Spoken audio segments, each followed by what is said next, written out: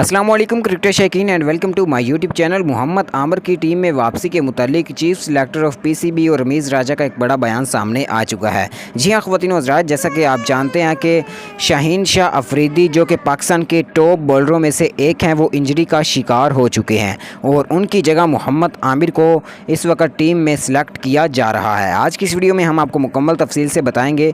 इस वीडियो को आखिर तक लाजमी देखते रहिएगा। वीडियो को लाइक और चैनल को लाजमी सब्सक्राइब कीजिएगा। ख़वातीन व हज़रात और पाकिस्तानियों, आपको बताता चलूँ कि मोहम्मद आमिर की पाकिस्तान इंटरनेशनल क्रिकेट टीम में वापसी हो चुकी है और एशिया कप स्क्वाड में भी उनको शामिल कर लिया गया है। चीफ सिलेक्टर का ये कहना था कि अगर शाहीन शाह अफरीदी ठीक होते, उनको इंजरी ना होती, तो मोहम्मद आमिर को टीम में नहीं शामिल किया जाना था, लेकिन अब उनको इंजरी हो गई है। इस वजह से मोहम्मद आमिर को एक मौका दिया जा रहा है कि वो अपना जो फ्यूचर है वो उसे बनाए और पाकिस्तान इंटरनेशनल क्रिकेट टीम का दोबारा से हिस्सा बन सके।